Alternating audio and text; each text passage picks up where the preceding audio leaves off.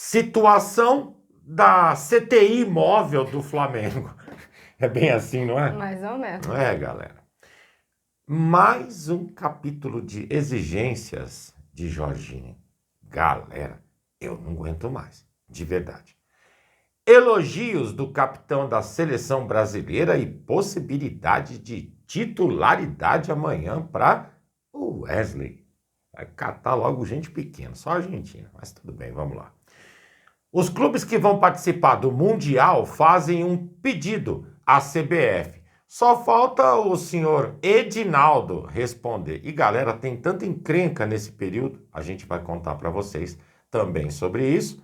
E por fim, Alcaraz, parece que agora vai dar tchau de vez pro nosso Flamengo. Assim é. Fala galera rubro-negra, estamos chegando com mais um vídeo aqui no canal Camisa 10 da Nação. O seu, o meu, o nosso canal de notícias e informações do Flamengo. Esse Flamengo que a gente tanto ama. Mas antes de começarmos com as notícias, gostaríamos de pedir a você que acompanha o nosso canal e ainda não é inscrito, para se inscrever aqui embaixo no botão inscreva-se, ativar o sininho da notificação, porque assim, sempre que postarmos um vídeo novo, você será notificado e, claro, deixar também o seu like e o seu comentário, porque isso ajuda demais o nosso trabalho e é muito importante para nós. E como sempre falamos, acho que vocês já estão até cansados de ouvir isso, é rapidinho, papo. E deu. Assim é. Bom, bora começar então com as notícias. Wesley, depois dos minutos que ele passou jogando pelo Brasil contra a Colômbia, ele foi elogiado por todos.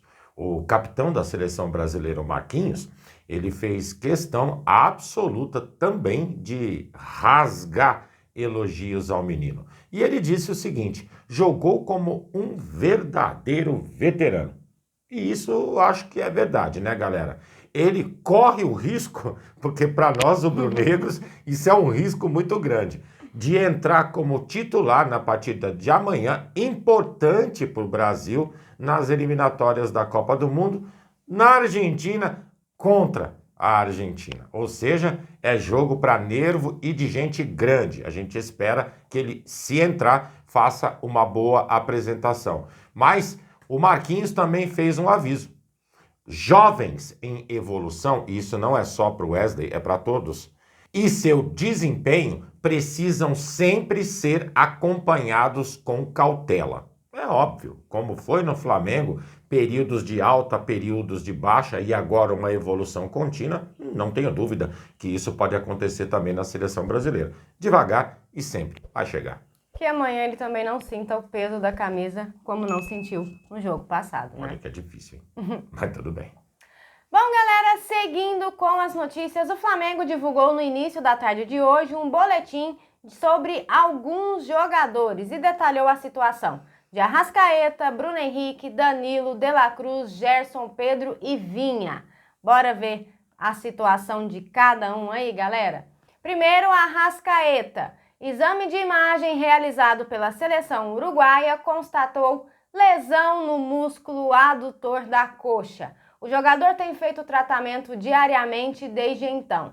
Chega ao Rio de Janeiro nesta segunda-feira. Com isso, amigos, pode ser que o jogador seja desfalque no jogo do Flamengo no sábado pelo Campeonato Brasileiro. Vamos ver como vai ficar essa situação aí. Seguindo, Bruno Henrique. Atacante segue planejamento de tratamento estabelecido pelo departamento médico. Iniciará trabalho de recondicionamento físico no campo. De La Cruz.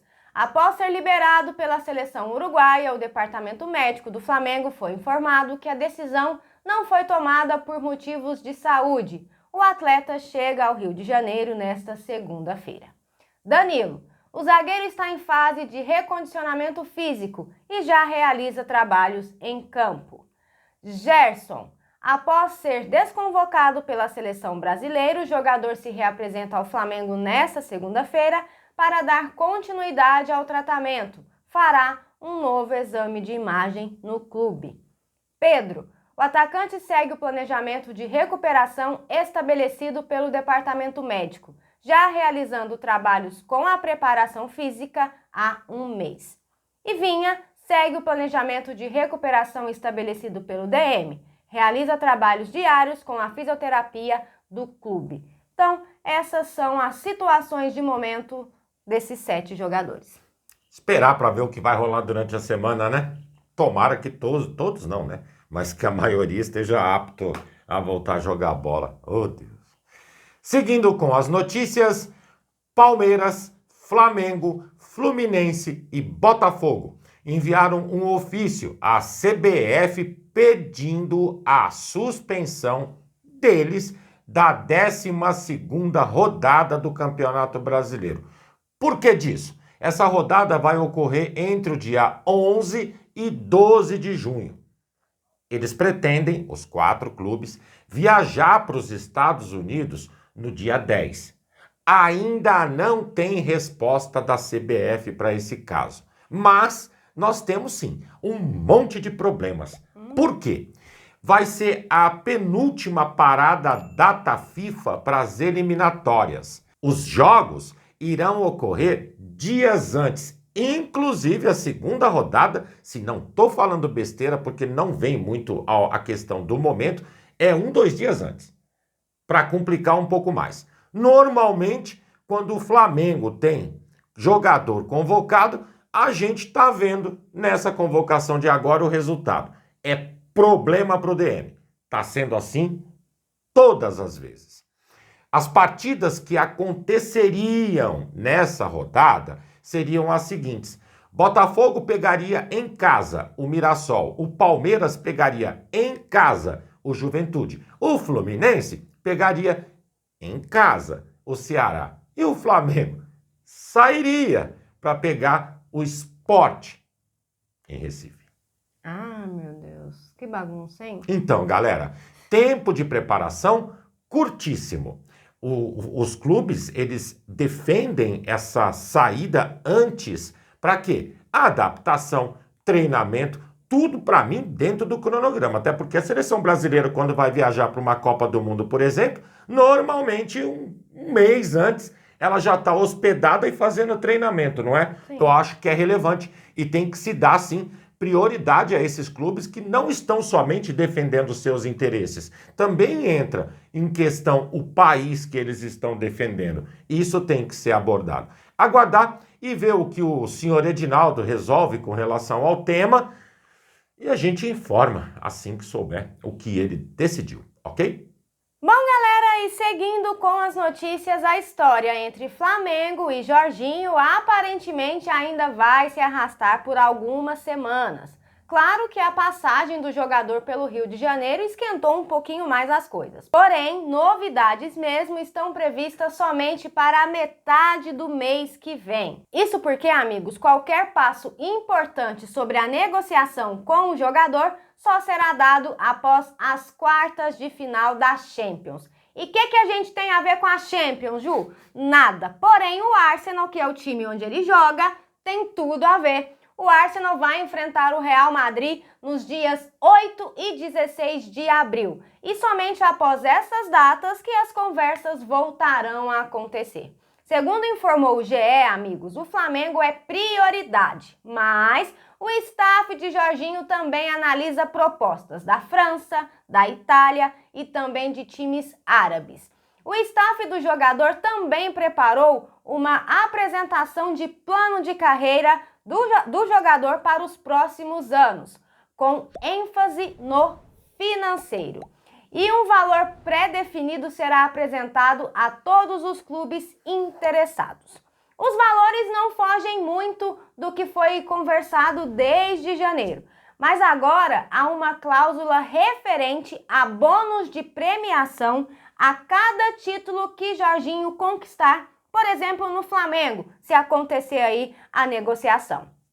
Ainda de acordo com o GE, os números são considerados de padrão europeu. Isso porque o staff do jogador entende que Jorginho ainda tem futuro, mercado lá fora. Existe também, galera, o desejo de que a negociação seja feita com valores livres de impostos, ponto que já foi discutido anteriormente e também não seria assunto para esse momento. A questão agora é, esperar passar esses jogos aí do Arsenal, sentar, conversar, alinhar os ponteiros e ver se realmente vai acontecer essa negociação. E se acontecer a negociação com o Flamengo, o objetivo do staff de Jorginho é conseguir uma liberação com o Arsenal para assinar contrato a partir de junho, fazendo com que o jogador já fique livre aí para o Mundial de Clubes. E é assim que está a situação Jorginho e Flamengo nesse exato momento.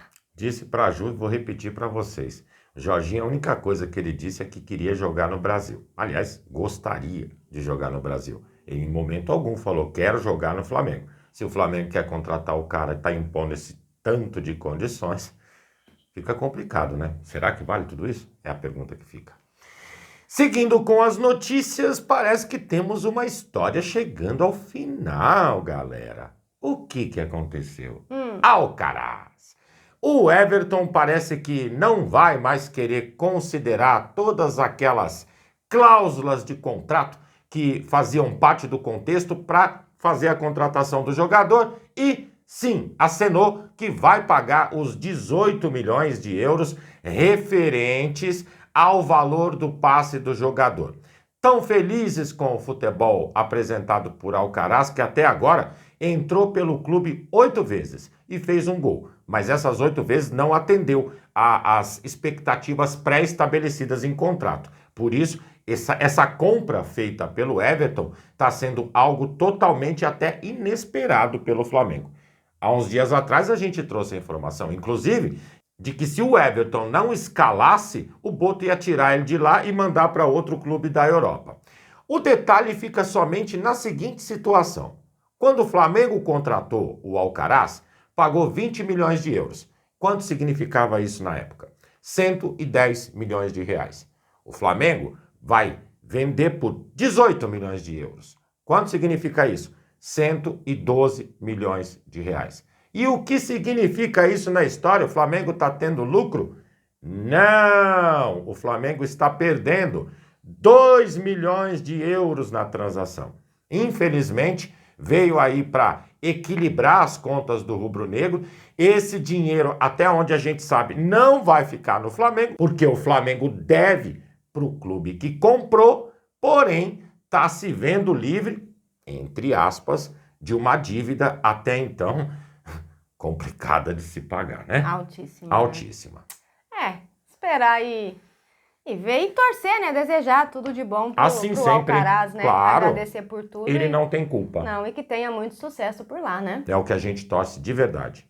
Bom, galera, e essas eram as notícias que tínhamos para vocês agora à tarde. Lembrando, você que é novo no canal e ainda não é inscrito, dá uma forcinha pra gente, botão aqui embaixo, já se inscreve, deixa o seu like, o seu comentário, compartilhem pra geral, porque vocês sabem, juntos somos mais fortes. Muito mais fortes, amigos. Pessoal, fiquem bem, uma excelente tarde a todos vocês, um grande abraço e até o próximo vídeo. Amigos e amigas. Tchau, tchau.